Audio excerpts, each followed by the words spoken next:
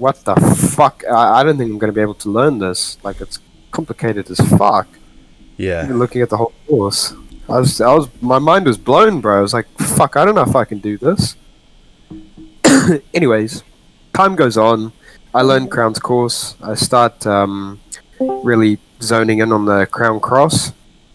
That was good for higher time frames, but because most of the volatility was during New York, obviously, which is quite late my time, and at this time I was working, it just wasn't working for me. So I'd get quite good like swings with Crown Crosses. Made like decent money off that. I think I made like a grand off that like total. So I was trading Yeah, so profitably. let me just stop you right there. That's the 21 and the 55 EMA cross, Yeah, right? Okay. yeah, yeah.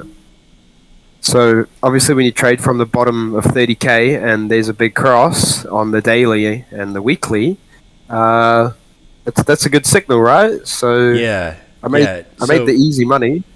Yeah, so I don't want to interrupt your story, but I do want to jump in on the exponential moving averages. I've back tested those pretty extensively, particularly the 21 and 55 EMA cross. And there's a couple things worth mentioning. Like, basically, I think one like good perspective to come from is that, you know, if you do have a major trend, right, a big high time frame trend, you know, that's going to be reflected in the EMA spreads. But when the EMAs like actually cross, is not necessarily going to be a good entry, right? You know, it may. No, It doesn't give you the basis. Cut down for the first tap. Yeah, it doesn't give you a basis for an entry. What it does is kind of give you a basis for a bias, but in a way that's like not tradable at all, right? So you need some other way to create entries, stop losses, take profits.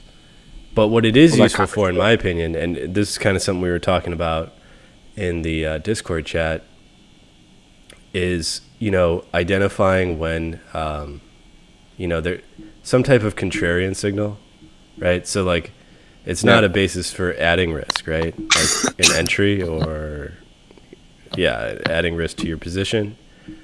But it is a good contrarian indicator, because if you don't fade, like say the EMAs are crossing on the 21 and 55 exponential moving average on the daily, if they're crossing and you say, okay, that's my contrarian indicator, I'm not going to fade that, right? I'm going to trade, you know, whatever price distinction I'm trading in line with that. I'm not going to fade that.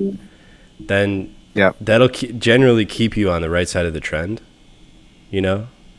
So, well, what I did is I just used a 4-hour 200 for my long or short buyers. Sorry, what was plain that? and simple. I used the 4-hour 200E to give me my my overall bias when I look at the daily EMAs. Above the 400, 200E, long, under, short. Usually first and second tap are really good long-term shorts, and same for the longing. First and second taps usually good positions to long for a while. I know exactly what you're saying, dude. I spend a lot of time with EO, Jackie, and Mark B trading that shit, and it worked, but I just couldn't read price. You know, shorting a 200E, it just wasn't good enough for me. Oh yeah, there's some resistance here. How do I measure some resistance? You know, just because the 200E is there, so. That's why I'm onto like the reality, man, is that it's not, EMAs are not resistance. I think that's the biggest misconception with EMAs. They're not resistance. You know, the best example of that was, I was trading during the March 2020. You know, when you had like the big crash and then the recovery. And I remember. After that crash, every moving average had crossed down, right? Every single moving average on every time frame, right? And there were EMAs everywhere. I mean, people look at all different types of EMAs, but I remember trading that time, and what would happen was, as price rebounded and recovered off the bottom, it would naturally run into an EMA, and people would identify it as resistance, and then price would break the EMA, and then they would just find a different EMA on a different time frame at a different time period, and then look at that as resistance, and just a load of shit. And then and I just remember watching price cut through like 100 EMAs that people were pointing out like it was nothing. And that for me was a real learning experience, because I'm like, all right, when these things are not support and resistance, they're just not. Nah, fuck EMAs, and but in my opinion, fuck any indicator. Right. So if you look at them as like support and resistance, like, you're gonna get yourself into trouble. Yeah. But if you think about them in terms of their spread, right? Like if big order flows hit the market, right? All of a sudden people are bidding in a downtrend and the trend is changing. All of a sudden, the spreads are going to change, right? You can't hide that. Yeah. So it does tell you a little bit about order flow, but it's not a good, it's not a good entry. But anyway, sorry, I didn't mean to interrupt your story. No, you're all good. I just, I don't like that shit and EMAs and that kind of blah blah blah. I just think it's a load of shit, to be honest. Like, it's good for how you perceive it, but I don't perceive it like that. Just not for me. Right. But so I just started learning Crown, and then traded with Jackie and learned Bollinger Bands, and then used fibs, and was told, do not think about fractal prices, never fractal, this, that, blah, blah, blah. Okay. So I was wondering, kind of questioning, what's the point of a fib then? Isn't that fractal? No, it's not fractal, it's just this, that, or a measurement of a retrace, blah, blah, blah. Moved on, didn't like it. Jackie and stuff didn't like that I was sort of, in my opinion, Jackie and stuff didn't like that I was going to price action and sort of not doing what they were saying. So they got kind of pissed about that, kicked me from Outcasts. And I said to them, like, fuck paying for you guys to help me out, or I guess in a way give me advice. Like, I'm not fucking paying for that shit. If they wanted to help me, bro, they would have helped me. But nah, Siebes. So I stopped paying for shit, but stopped paying for courses. I'm not like fucking paying for anything anymore. Like, I'm not paying anyone shit. Like, it's just, I'm not falling for it anymore. I mean, it's particularly weird. Like, if you're, I mean, I don't think it's necessarily wrong to like coach somebody or educate them, but if somebody's paying you, like, you should help them. They were helping, but I just don't think they were personally, in my opinion, too good mentors. Because I, in my personal opinion, I have not seen a success rate from Jackie. I've not seen any students or talked to any students that have done Jackie's course and succeeded, or been with EO and succeeded. Like, I haven't seen any of that, so I just kind of gave up.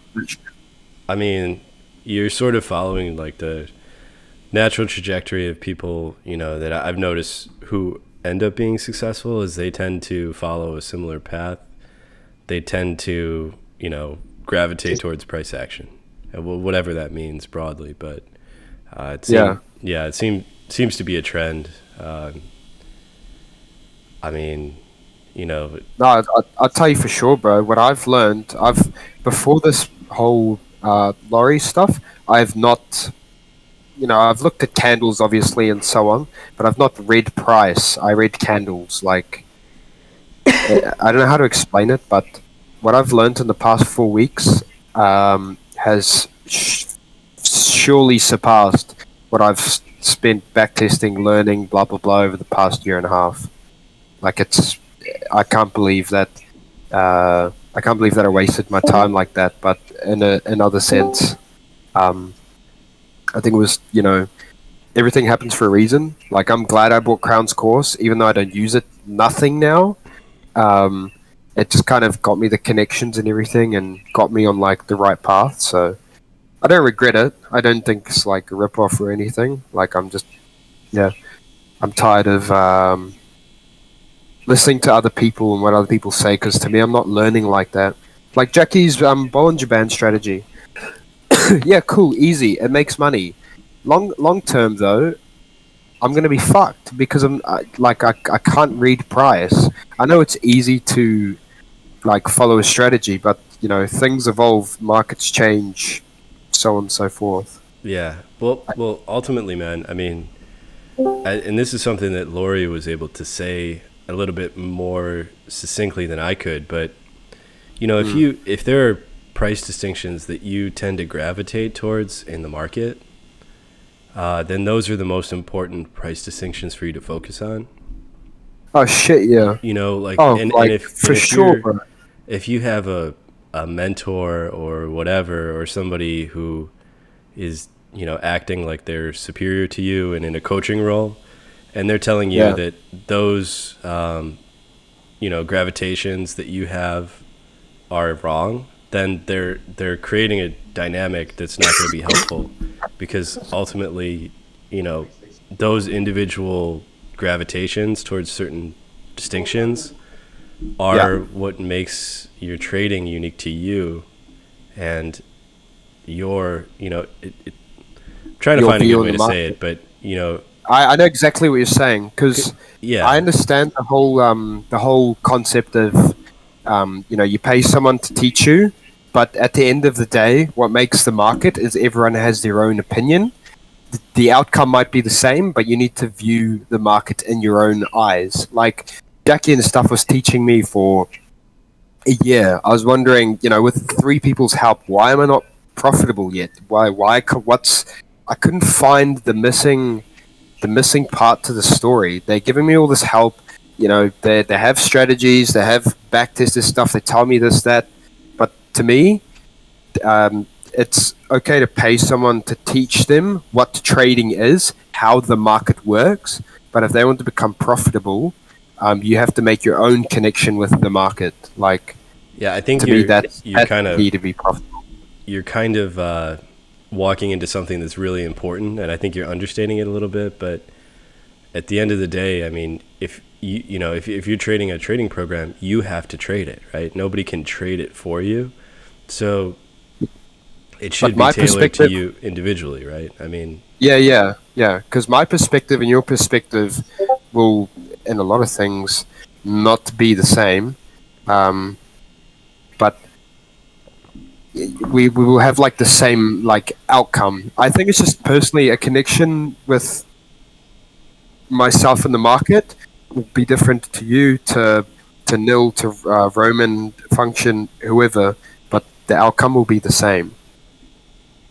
Yeah, I mean, Laurie, as you said, Laurie put it really well. He's like, once you have like your own individual perceptions of the market that you're confident in, and you have an edge, then and you have a strategy to apply it, then like nothing, you don't need anybody's like to tell you that it's a good idea. You don't need anybody to pat you on the back. It doesn't matter. None of that stuff matters, right? You just have your own little niche, and you can carve it out and make an edge.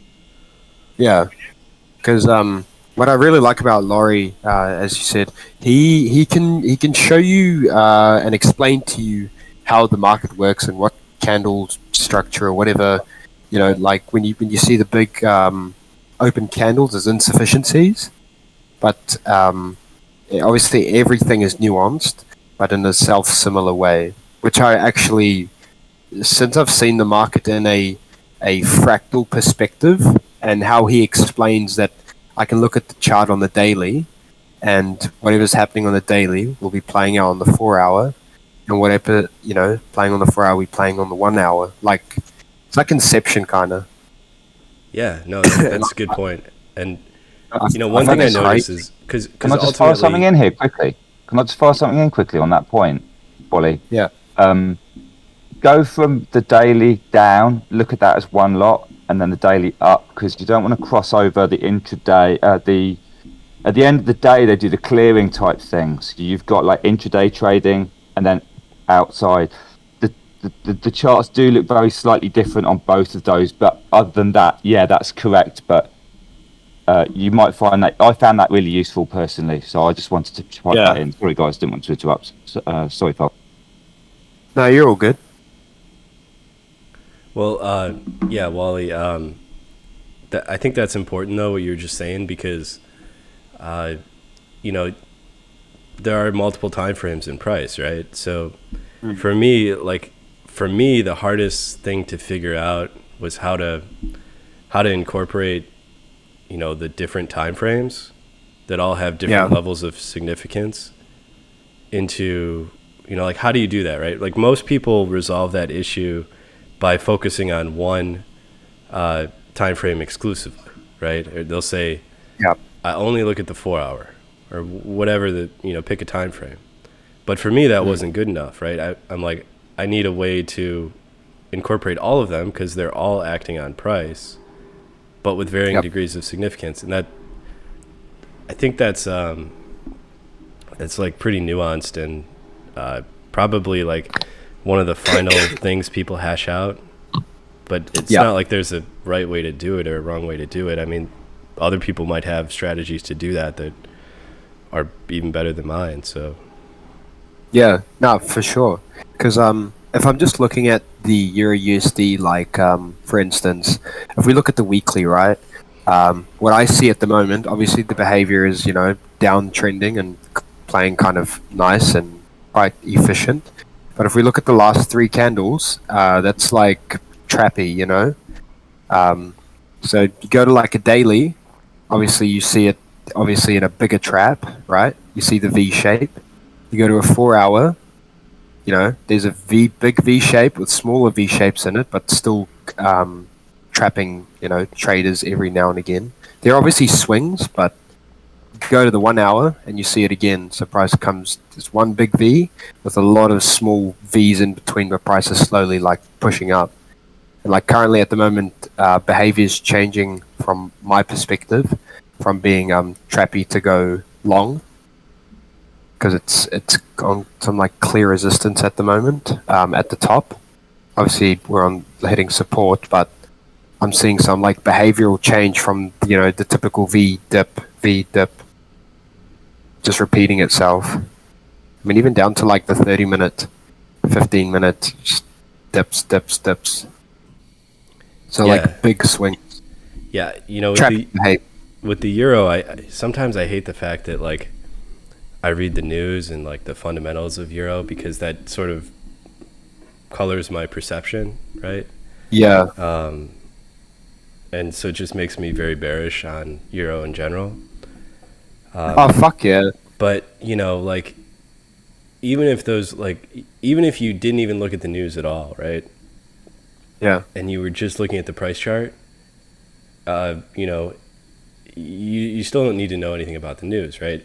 If that fundamentals were to shift, then you would start breaking market structure to the upside, right? I mean, exactly. You don't necessarily need to even know what's going on, right? The price chart could tell you. Yeah, no, I fully agree with that.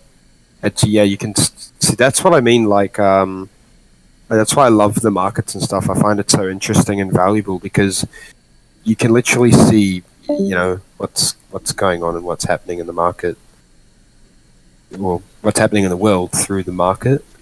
That's what I really enjoy about trading and just looking at charts. So you're saying like interpreting what's going on in the market or in the world through the market? Yeah. So instead of looking at news and then looking at the market, I look at the market and then like kind of hear the news and be like, oh, okay, so like that's why price dipped like that. It's like instead of there's let's say like the Ukraine whatever, price dipped then, and then you go and look and say, oh yeah, price dipped because the war started. I'd look at it up, fuck, price dipped. It touched the point of release and kind of came right back up, and then I'll look in the news. Oh, this date, Russia invaded Ukraine. So, oh, okay. So I knew something was off with behavior and price action. But this is when I was using like indicators, so it's quite different. But yeah, that's just me. But you wanna make sure to keep that order. Don't get that order twisted, right? You don't want No, to look at the no, news first and then look at price. Yeah, then you get yourself in trouble. No. I actually I used to subscribe to like Bloomberg, but mainly for like long-term investments. And that was maybe like only two months ago. I'm not subscribed anymore, but because I do think like once we are starting to see, or there is some like etchings of a bottom somewhere, we won't even know. But I'll look at like some, I'll look at like ES or Nasdaq or something for some like long-term positions, because yeah, that shit's been going straight up since like the dawn of time. Are you talking about like the equity market, like the Yeah, equity ES. market? Yeah. Yeah, ES, NQ, SPY. Like, when I first started trading, I was like, dude, what the fuck? Let's say since 2008, bro, it's just gone straight up. Like, those little pullbacks you see at like 2015, 16, that's nothing. That's nothing, man. If my parents, I told my parents, you guys should have bought shit in 2008, man. We would have been fucking rich. Well, see, you're revealing your age right now, Wally. I'll tell you that. No, You're no, 23, 24? Or? Yeah, 22. Yeah, so I'm a little bit older than you. I was a junior in high school during the great financial crisis. Yeah. So, that was quite the scary time. Shock. But yeah, like guys who are younger have never experienced anything like that. Nah. It's maybe like March, like COVID in 2020, but apart from that, yeah, but that really didn't, like, the thing about that was it didn't last long, right? It was like, no, it was very V-shaped. Yeah. And really what gets people is the amount of time that if price sells off and has a very extended bear market and then like spends a lot of time at the lows, that time component really actually is what breaks a lot of people. Oh, yeah. No, I'm just like having a proper look at it now. Yeah, you can see like, where was it when it started getting a bit dangerous? You like July 21st, we'll go 2008. Yeah, things are looking kind of rocky, and then all of a sudden just drops, finds bottom-ish, chills, consolidates, drops again, comes up, back tests, drops, extension, fill, into the moon. But that's still a while, man. That's like, what, October, November, December, January, February. Yeah, it's still a long time, man, to spend down there and just for things to keep dipping. That's a long time. Yeah, it was, I was a teenager at the time, but I do remember, like, it did feel like the end of the world in a way, it really felt like that. And even for somebody who was like a kid and didn't have, anything in the market, people were like losing their jobs left and right. Yeah, shit, yeah. Like pretty much every kid I knew or went to school with, like had at least one parent that was somehow affected, right? Like in their employment status. Yeah, do you know what's funny? Actually, during that time, my family just moved to New Zealand, like maybe 6 months prior to the big crash. My family just immigrated to New Zealand, had nothing. So it was like, I kind of do remember it being as a kid because, yeah, dude, we could literally afford nothing. Yeah, my mom was pretty savvy. She like we lived in like a Chicago suburb, but she during the crash she like bought like a in a really nice neighborhood in Chicago, and you know like the type of purchase you could only make during the great financial crisis. You know, like she would have never been able to swing that, but with chaos comes opportunity. You know, so.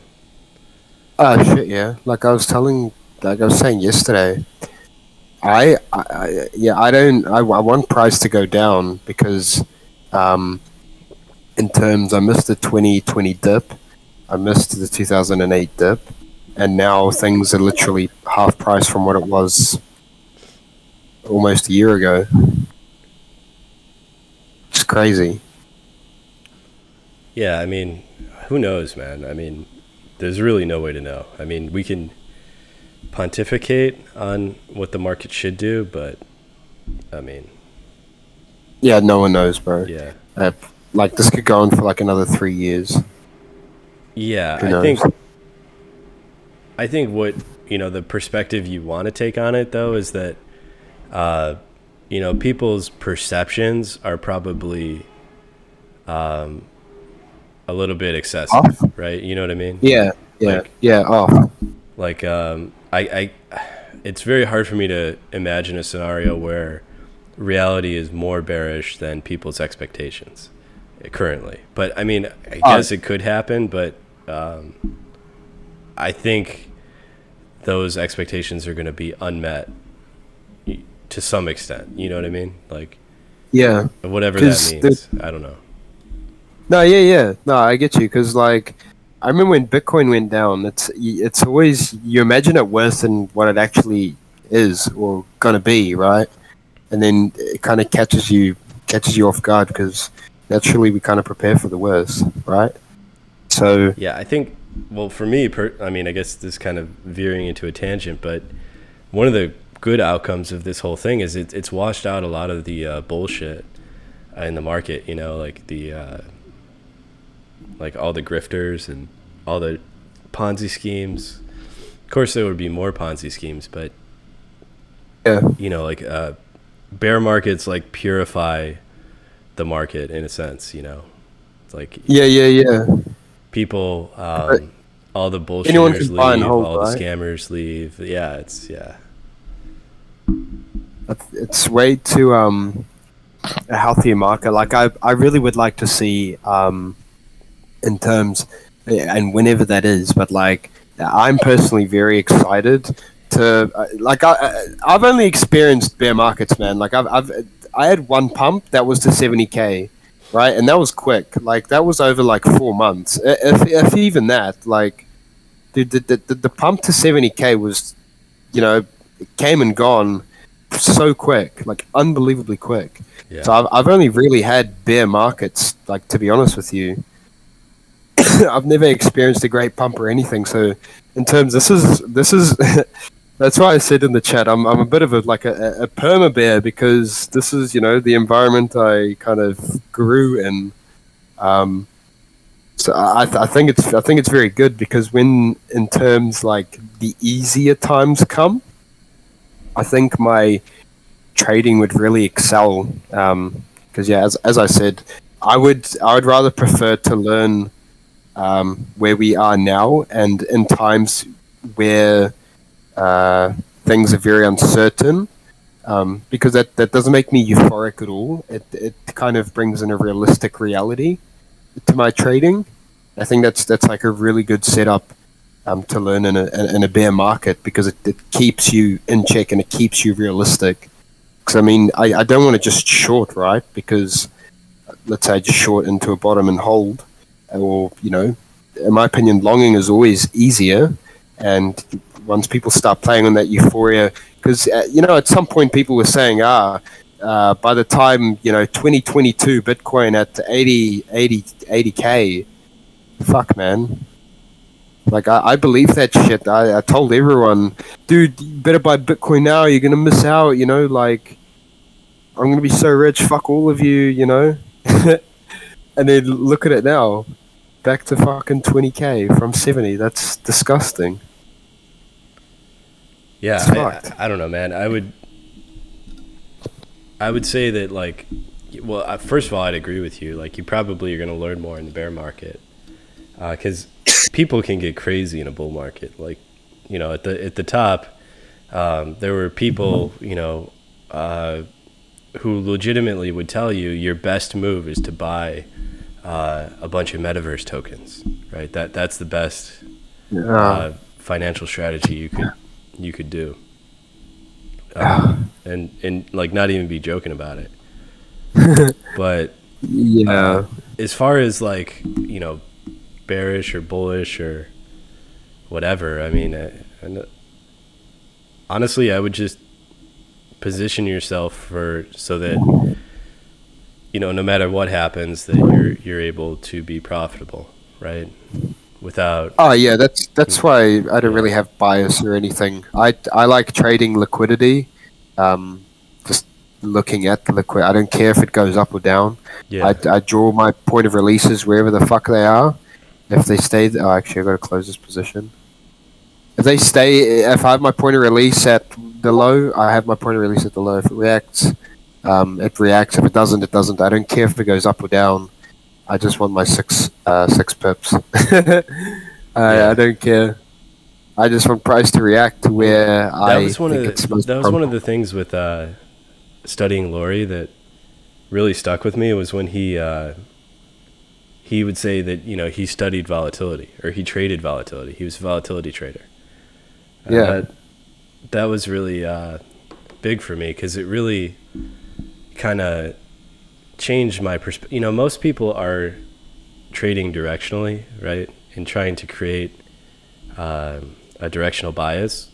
But the problem with that is that when you create a directional bias, you kind of limit yourself to the possibilities that exist in the market. So, you know, you end up in a situation where the information, you start filtering out subconsciously information that supports your bias, right? And discounting. And you won't, like, if somebody asks you if you're doing it, you would say, no, I'm not doing it. But everybody just naturally does that, right? And but if you trade, like, volatility is random, right? And the shorter the time frame is, the more random it is. But it's still tradable, right? Even though it's random. So a good example. Sorry, what's that? I guess like, from what I've learned so far, but obviously because I've got fresh eyes. I guess in terms it's random, but like, if you look at my trades today in the Forex page, it's like reading the insufficiencies and seeing how price moves into those, like, insufficiencies. I don't have the statistics as, like, Pena does or Ice Blocks, but just seeing how it moves into there, I can kind of gauge a probability, but I have no way of measuring that probability.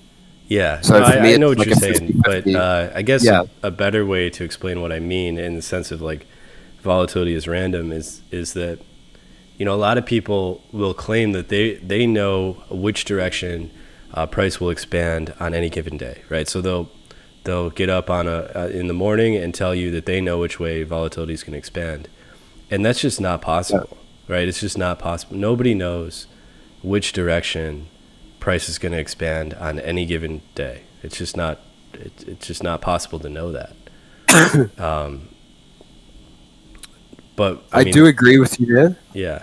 But from what I've been looking at sometimes, because I wake up before any market opens, and I literally wake up and live in a time where no market is really open, because most of the times when I wake up in the morning and I jump on the chart, it's just a bunch of flat lines and, like, doji candles where it's moving on to the next session. That's why I kind of also like living in New Zealand, because I can see that. There's been a few times where before even Tokyo opens, I can see, okay, we're at resistance, we're in a low liquid state. I would just short and leave it for the day. This was paper, obviously. but I would just short and leave it for the day. And obviously liquidity, from what I saw to the upside, was quite far away from to the downside.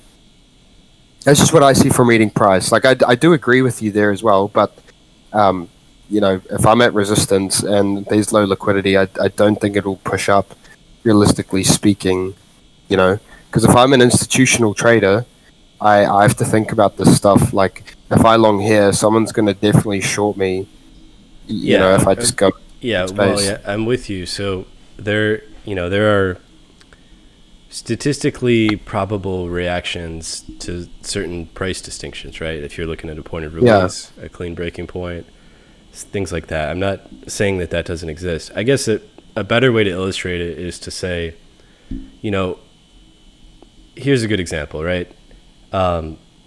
We have there's so many different books you can buy about trading, fundamentals you can study, different chart patterns you can look at, different indicators. I mean, there's so many sources of edge you could incorporate, and even sources of edge that you pay a lot of money for, like professional things that Wall Street pays for. And even that, none of that stuff can account for the billionaire picking up his phone and calling his broker, right? None of that stuff can account for that, right? But that is what causes the volatility.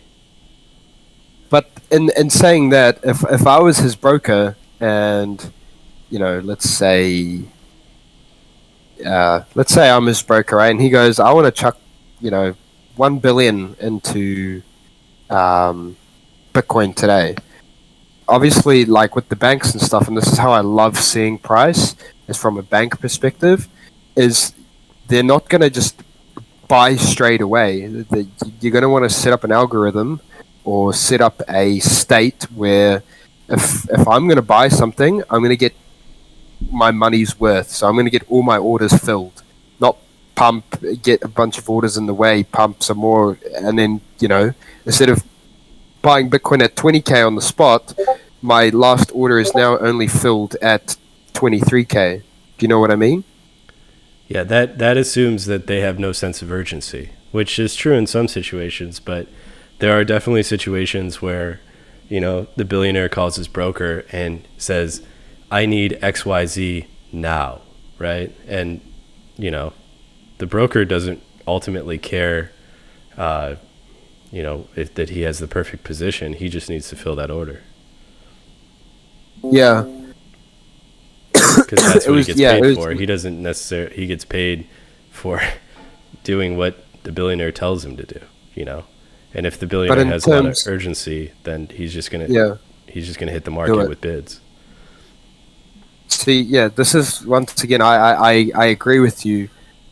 Personally, for me though, how I would see it is, if I'm his broker or his account manager, whatever you want to call it, I will obviously want to make a profit off that as well, because obviously I get paid whatever extra I make on top. I'm pretty sure that's like how the banks work as well. When they exchange money, they don't want to exchange it for 1-to-1. They want to exchange it for a little bit more, so they can get money off of it and also not like lose money. Does that make sense? Yeah, no, what you're saying makes sense, Wally. And but I guess what I'm trying to explain is there is a certain, chaotic element in the market. You know what I mean? For sure. No, I totally agree. Like, you can have all the technicals, you can have everything that, tells you, this is the place to buy. And then, someone it takes one person to think opposite of you. But I guess, that's where strategy comes in, right? Yeah, I mean, but a lot of trading errors come from not being able to embrace that principle, right? If you can't embrace that inherent chaos in the market, then you're going to always struggle with trading, because you're going to constantly be in a search for a way to find an antidote to that. And that's not possible. It's it's a pointless search, right? Nil was just talking about Mark Douglas in the chat, and Mark Douglas had one of my favorite quotes is that basically, people will go to extreme lengths to try to find a sense of certainty in the market, Yeah. But if they would just accept the fact that there's no way, that the market can do anything at any moment, that they would actually have the certainty that they crave if they just accept that fact. Yeah. And then you can kind of see how volatility is incorporated. A little bit, yeah, it's more random. I mean, especially on the short terms. And then you can caveat that by saying that, as you move longer out on the time horizon, then it gets less random, right? Then you get into more of like game theory and incentive structures, and the longer the time horizon, the less random volatility is, right? But when you're going on a short time frame, right, then things are more governed by, emotions and things like that. Yeah, and FOMO and blah blah blah. Yeah. But with that said, that volatility is very tradable, right? Even though it's random, it is still very tradable, right? If you position yourself without a directional bias, So. Because when I look at the chart, man, to be honest with you, I just know what a point of release looks like. I draw it out. If I like how price is coming into it and the setup of the point of release, I'll take it. If I don't, I won't take it. I'll leave it. I'll sit around, wait for more structure to build, and move on. Like, I just try and keep it simple as fuck, man, because, with this whole indicator thing, like, I was at a point where I was about to rip my balls off, bro, just because speculation, this, that, so on and so forth. I've been so much better off just wake up in the morning, draw my levels, have my levels. If price comes down there, good. If it doesn't, that's all good. Especially with like the insufficiencies, I've really like one part. I don't know if you have the Laurie course, but one part that I think is just so crucial to what I'm reading and trading in price is the price insufficiency part of the module. It's life-changing stuff, man, because as I said, nothing about the market bothers me. I see a point of release, if it has a nice insufficiency created by it and it comes down and plays nice, I'll take it, and that's that. Let's try to keep it simple. Another distinction you might find interesting is that there's a big distinction in my mind between adding risk and taking off risk, right? So for me personally, I have a very specific criteria for what constitutes a scenario where I add risk. Yeah. And it's very, very specific, like a scalpel. But I have a lot of different distinctions that I use to take profit. So for example, like, I don't trade point of releases, not because they're not valuable, just because I'm not good at trading them. But I do use them as a take profit. So if I'm in a position and my position's running into a point of release, I'll actually put a take profit order there. But I haven't found a way to use it successfully as a way to add risk. But I have found a way to use it successfully to take off risk, which doesn't mean that other people can't be successful using it. But the point is trying to point out that there's a distinction between price distinctions in the market where you're taking profit or adding risk or using as an invalidation. I think the areas where you're taking off risk, it's a little bit more broader, right? There's a lot of different price distinctions that you could access from Laurie's course that you can use to hedge some position that you have. But maybe it's not tight enough to constitute an entry. I don't know if that makes sense, but no, it does. But to me, it's like, if I'm honest with you, bro, it's too much, man. Like, I can't be fucked with that. That's why I personally like just the point of release. Get in, get out. You don't have to worry about much. You don't have to worry about take profits. It's high hit rate. 3 trades a day, 100k account. You know, that's what I can't do the math right now, but you know, it's couple $100, couple $1,000 a day. You're done. 3 trades. You don't have to worry along the point of release half price gets here. Okay. Should I? You know what I'm saying? Yeah. Okay. So you identify the point of release, and then you add risk when price gets to the point of release. And then what? Do you base off like a risk reward model? Like you take it just average pip response. Okay. Just average pip response. What I've seen so far is 6 pips. I'm trying to now look at what you're saying, just to squeeze a little bit more out of it.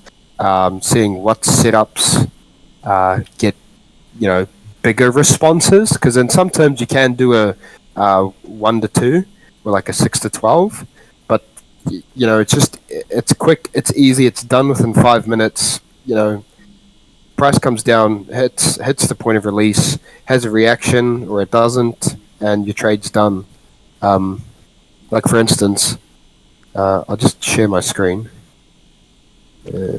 Yeah, I actually really like that. So like you're keeping tabs on yesterday the average response, right? So if like volatility picks up, then you would theoretically get a bigger response off the POR. Oh shit, yeah. Yeah, and then okay, yeah, that's awesome. Because if we look at, where is it? We'll go further up. I think it was today or yesterday. Maybe it was yesterday. To zoom out. Sorry, I didn't have this prepared. It was a really, really good trade yesterday that just played out phenomenally, man. Like, it was done in a